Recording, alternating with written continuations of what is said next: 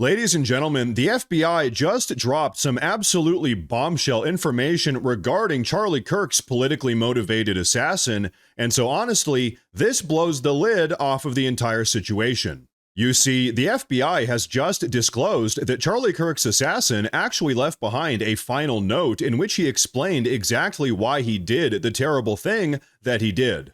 And so folks, make sure to stick around for today's entire video because as I said, this information frankly changes everything.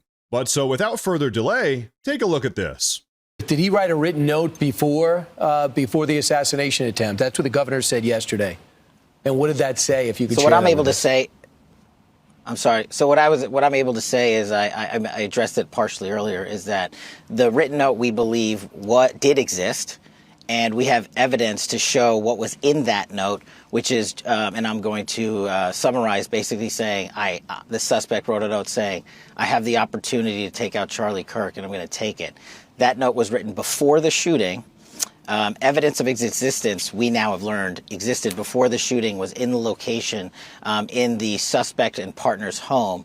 But we have since learned that the note, even though it has been destroyed, we have found forensic evidence of the note, and we have confirmed what that note says because of our aggressive interview posture at the FBI. And so folks, here's what this sounds like to me.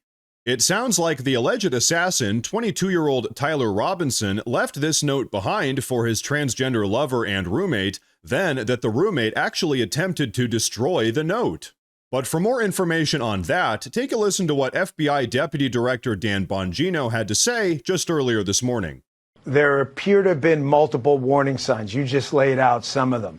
There were people in his network, friends and family, who had stated that he had become more political, that he had become, at some parts, I believe some of his coworkers had stated that he had kind of detached himself when the topic of politics came up and walked away from them. Family members said he'd become more political, leading us to believe that this ideology had infected him and had taken over. And he was just intent, it appears, from the data we've accumulated and the channel and that note, which we have some evidence may have existed before based on the communications in that channel, that his target was obviously going to be Charlie and that people knew in advance. The question is, again, I just want to go back to what you had asked before. Did they know? Were they sure of this? Or did they hear this and just write it off? That's what we're going to have to find out. And that's what we're investigating now.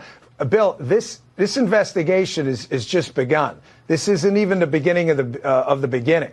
You know, yes, we have a subject in custody. You know, everybody's innocent until proven guilty in our constitutional republic. However, this is not done by any stretch. Our men and women out there in the Bureau have worked tirelessly all weekend. I just got back to D.C. Last night.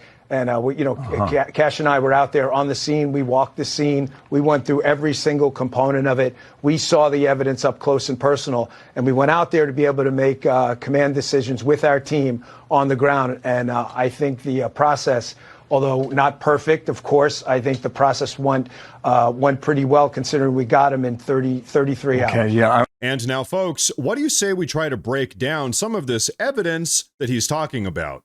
Various online detectives, myself included, have actually been able to identify at least 6 individuals on the internet that seem to have known about the Charlie Kirk assassination in advance, some of which were ominously talking about it up to 5 weeks in advance, all the way back in early August. And so, folks, that is what Dan Bongino was talking about. As it would seem, Tyler Robinson was actually a part of some violent far-left terror group, and that is what the FBI is investigating right this very moment. But now, folks, there's actually another piece of massive breaking news that I want to share with all of you. But first, I do want to say real quick that if you folks enjoy the daily news updates, please consider subscribing to the channel because it really does help a ton. But okay, check this out. His family has collectively told investigators that he subscribed to left-wing ideology, and even more so in these last couple of years. And he had a text message exchange, he the suspect, with another individual, in which he claimed that he had an opportunity to take out Charlie Kirk and he was going to do it because of his hatred for what Charlie stood for. Those are factually accurate investigatory findings by the FBI that we've handed over to the local authorities and the federal authorities to make their prosecutorial decisions. But I believe in this instance of such public importance, the public has a right to know. And I've told you I'm committed to transparency, and that's what I'm doing here today. Why didn't that person that he was talking to, why didn't that person say something? Our investigation is ongoing. That's a great question, and we don't have an answer on that just yet. And so, folks, all of this really just goes back to the notion that Charlie Kirk's assassin was a member of an online far-left terror group that knew about the assassin's plan before anything had happened. And so, ladies and gentlemen, on that note, take a listen to what none other than Stephen Miller had to say about that just the other night. There is a domestic terrorism movement in this country. When you see these organized doxing campaigns where the left calls people enemies of the republic, calls them fascists, says they're Nazis, says they're evil, says they have to be removed, and then prints their addresses, what do you think they're trying to do? They are trying to inspire someone to murder them. That is their objective. That is their intent. And when you see online, Sean, as we've seen for the last few days, tape after tape after tape of federal workers, bureaucrats, staffers in the Pentagon, educators, professors, healthcare workers, nurses, celebrating the assassination of Charlie Kirk.